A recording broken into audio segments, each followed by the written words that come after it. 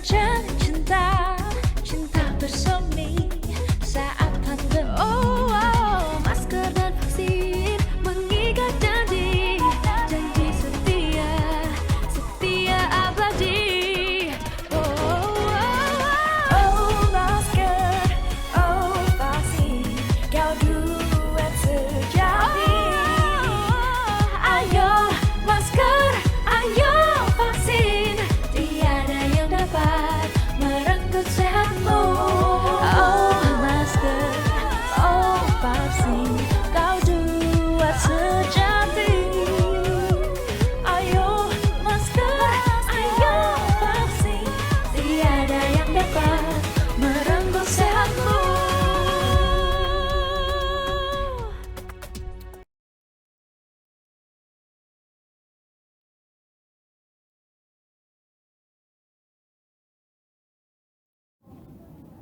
Assalamualaikum warahmatullahi wabarakatuh. Selamat sore, salam sejahtera untuk kita semuanya. Hari ini saya akan menyampaikan perkembangan penanganan COVID-19 di Indonesia terkini. Indonesia telah berhasil melalui puncak Omikron yang ditunjukkan dengan tren perbaikan data-data kasus secara menyeluruh. Hanya dalam 3 minggu berturut-turut, kasus positif mingguan telah turun sebesar 64% setelah mencapai puncak tertinggi pada pertengahan bulan Februari silam. Meskipun lebih lambat, kasus kematian juga mulai menunjukkan tren penurunan hingga sebesar 10% dari puncak. Perbaikan juga tampak pada data kasus aktif, kesembuhan, dan BOR.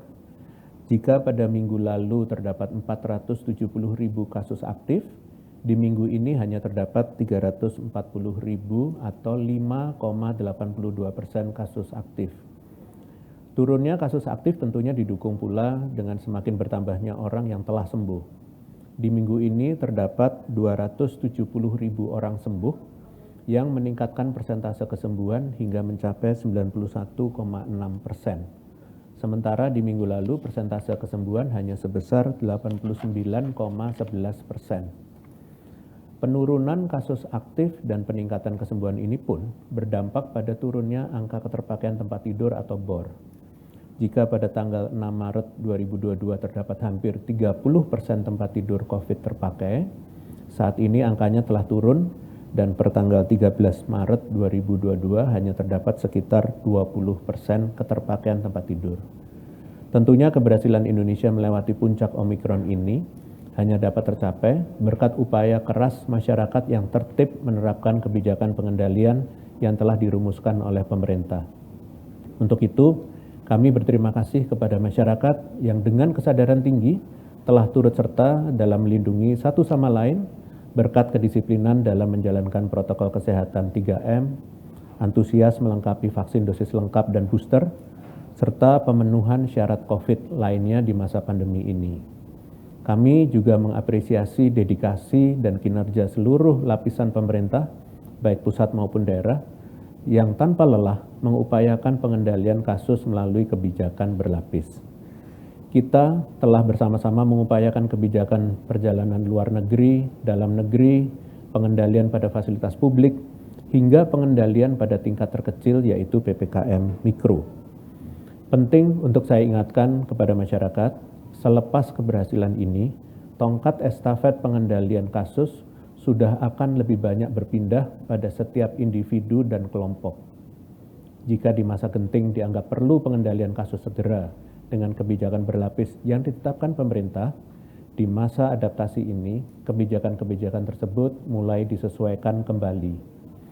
Hal ini bukan berarti seluruh langkah pengendalian tersebut tidak diterapkan lagi, namun sudah dirasa mampu untuk dikembalikan pada tanggung jawab baik masing-masing orang maupun kelompok seperti perkantoran, sekolah, mal, restoran, dan lain sebagainya. Ingat, turunnya kasus tidak sama dengan hilangnya virus COVID dari Indonesia. Untuk itu, setiap kita masih memiliki tanggung jawab untuk melindungi diri kita sendiri dan orang lain, termasuk kelompok rentan. Hal ini dapat dilakukan melalui hal paling mudah dan sederhana, yaitu disiplin protokol kesehatan. Memakai masker, menjaga jarak, dan mencuci tangan sudah selayaknya menjadi bagian tak terpisahkan dari produktivitas kita di masa adaptasi ini. Di sisi lain, pemerintah juga tetap mengupayakan strategi perlindungan optimal bagi seluruh masyarakat melalui upaya vaksinasi. Sayangnya, laju vaksinasi nasional menurun dan belum menunjukkan kenaikan di bulan Maret ini. Untuk itu, mohon kepada pemerintah daerah untuk kembali meningkatkan cakupan vaksin dosis lengkap dan booster di daerahnya. Jangan ragu untuk terus meningkatkan cakupan vaksinasi booster untuk proteksi masyarakat yang semakin kuat. Apabila vaksin yang tersedia mulai menipis, segera komunikasikan dengan Kementerian Kesehatan.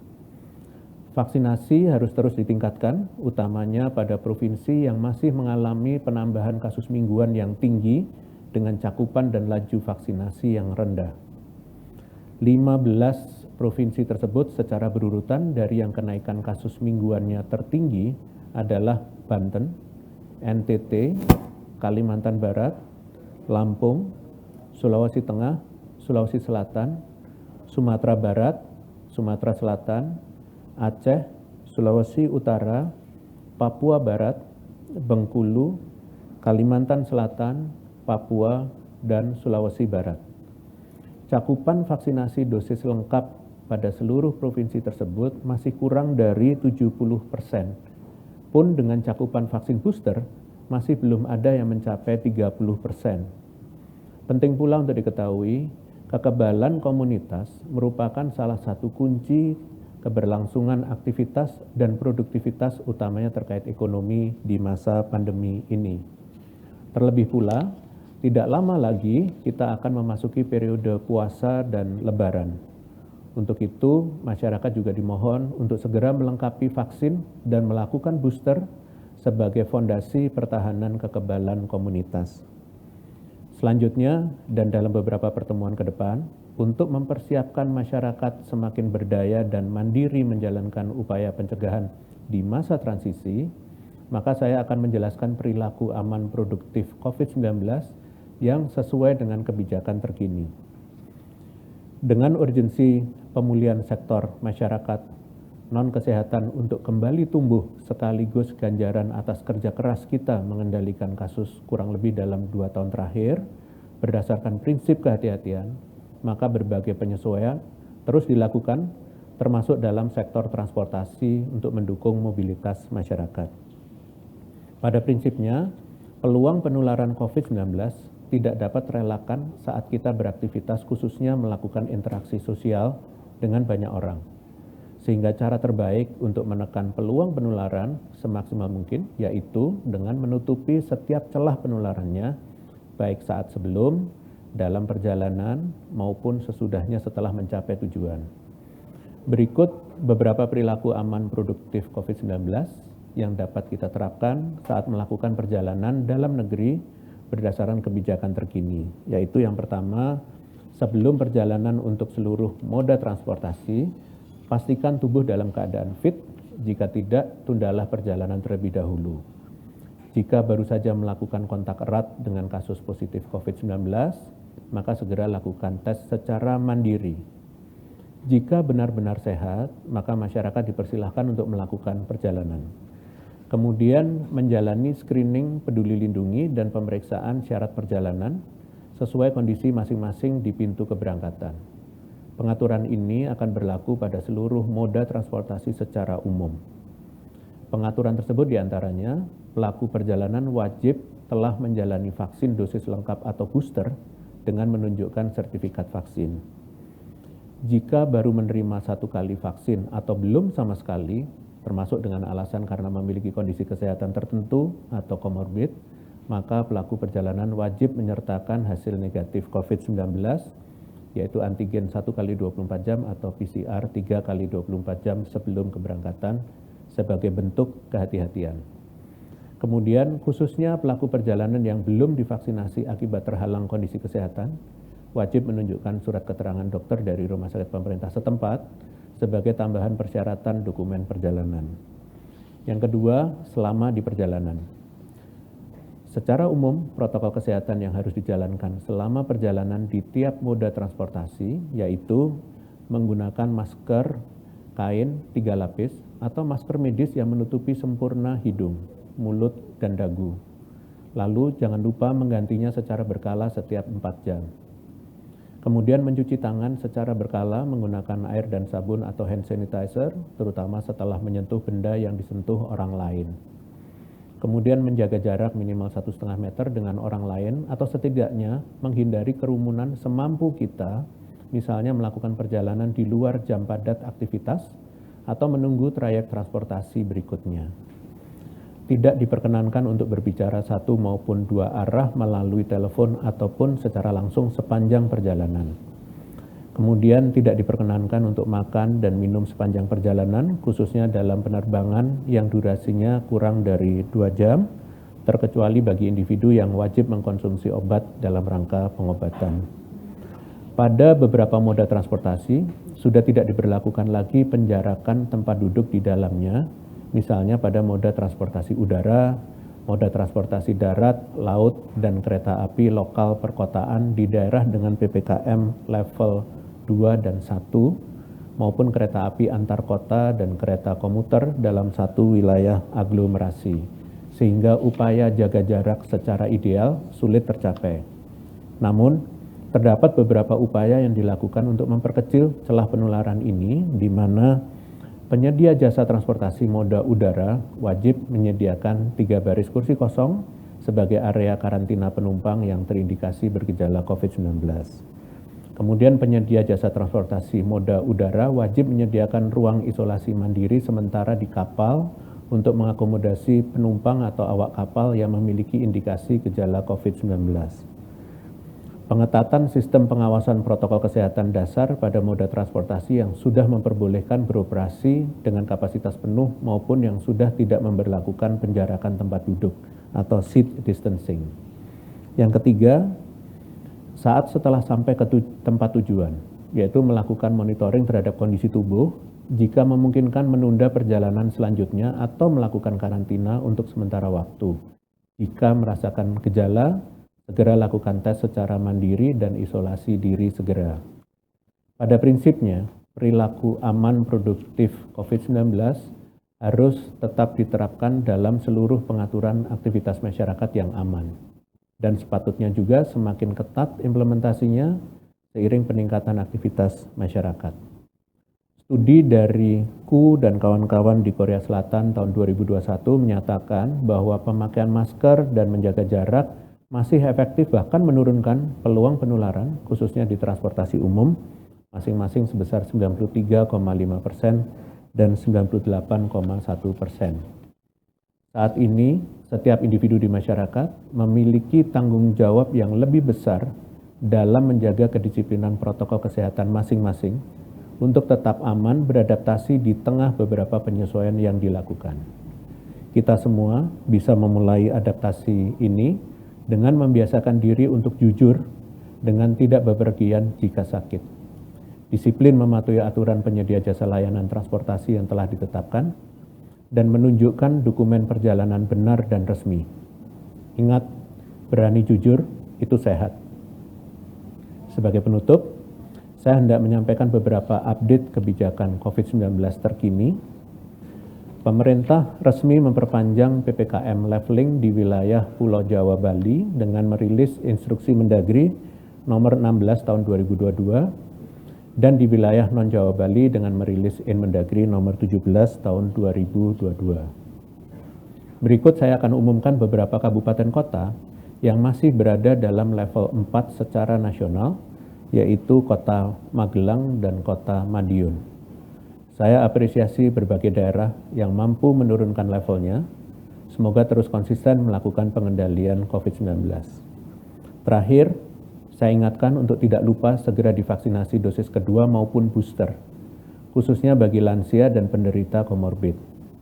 Data di 3 rumah sakit besar nasional di Indonesia menunjukkan bahwa lansia dengan komorbid diabetes mellitus, hipertensi, dan gagal ginjal mendominasi pasien COVID-19 yang meninggal. Jangan khawatir dengan kualitas vaksin yang ada, karena pemerintah menjamin bahwa dosis yang diberikan adalah dosis yang terbukti aman, efektif, dan bermutu. Sekian konferensi pers hari ini, saya lanjutkan dengan sesi tanya-jawab media. Terima kasih. Terima kasih Prof. Sudah masuk beberapa pertanyaan dari rekan-rekan media. Yang pertama dari Hendro berita1.com. Apa istilah yang tepat untuk menyebutkan fase COVID-19 di Indonesia saat ini? Pandemi atau masih pandemi, menuju transisi endemi atau transisi endemi? Apa alasan dan indikatornya? Berapa lama waktu yang dibutuhkan untuk mencapai fase menuju endemi? Dan apa sudah ada provinsi, kabupaten, atau kota yang memasuki fase transisi endemi? Terima kasih. Baik, terima kasih berita1.com. Bagaimanapun kondisi kasus saat ini, tujuan kita bersama adalah mengendalikan kasus positif dan kematian turun, kemudian berlangsung secara konsisten. Dengan upaya yang sungguh-sungguh secara kolektif, kita dapat segera beradaptasi secara aman dan tetap produktif. Terima kasih. Baik Prof, pertanyaan kedua dari Theo Medcom ID, Fitri Liputan6.com, dan Titin Merdeka.com. Sejumlah negara di Eropa mendeteksi varian Delta Crohn. Apakah sudah ada informasi awal seperti tingkat penularannya dan tingkat bahayanya? Bagaimana upaya Indonesia mengantisipasi masuknya varian itu? Terima kasih. Terima kasih pada medcom.id, liputan6.com, dan merdeka.com. Varian GKA atau AY4BA1 merupakan varian yang terindikasi memiliki percampuran genetik antara varian Delta dengan istilah ilmiah 21J atau AY4 dan Omicron atau dengan istilah ilmiahnya 21K atau BA1. Penamaan resmi varian ini belum ditetapkan oleh WHO. Sampai saat ini, data terkait karakteristik varian tersebut masih sangat terbatas. Dan WHO dalam media briefing pada tanggal 10 Maret 2022 menyebutkan bahwa dalam hasil pertemuan Technical Advisory Group on Virus Evolutions atau grup penasehat teknis terkait evolusi virus yang terdiri dari para pakar virus di dunia, dampak varian ini terhadap indikator epidemiologi maupun tingkat keparahan gejala belum dapat dipastikan dan masih terus diteliti. Jadi penting untuk dipahami bahwa selama virus masih beredar, apalagi dalam tingkat penularan yang tinggi, potensi terjadinya mutasi virus akan semakin besar. Perubahan virus ini dapat terjadi melalui berbagai mekanisme, salah satunya rekombinasi seperti yang terjadi pada varian tersebut. Rekombinasi virus bukan merupakan hal yang baru dan sudah banyak terjadi pada berbagai virus lainnya. Untuk itu, demi menghindari masuknya varian baru maupun pembentukan varian baru di dalam negeri, jangan sampai kita memberi ruang bagi virus untuk menular sama sekali. Di masa adaptasi ini, pencegahan penularan ini lebih banyak porsinya pada tanggung jawab setiap individu. Setiap orang wajib melindungi dirinya sendiri dan orang lain melalui disiplin protokol kesehatan 3M. Terima kasih. Pertanyaan terakhir dari Fitri Liputan6.com dan Titin Merdeka.com. Subvarian Omicron BA2 sudah mulai mendominasi di Indonesia. Bagaimana pemantauan terkini penyebaran varian tersebut? Apakah akan diprediksi memicu kenaikan kasus COVID-19 di Indonesia? Terima kasih. Terima kasih Liputan6.com dan Merdeka.com. Berdasarkan data dari GIS8 tanggal 13 Maret lalu, sejak awal tahun 2022 mulai terlihat kenaikan Omicron BA2 dan jumlahnya telah mencapai 8.302 sequence di Indonesia. Saat ini varian ini telah terdeteksi di 19 provinsi di Indonesia. Terima kasih, dengan demikian berakhir konferensi pers pada sore hari ini. Terima kasih atas perhatiannya. Selamat sore. Wassalamualaikum warahmatullahi wabarakatuh.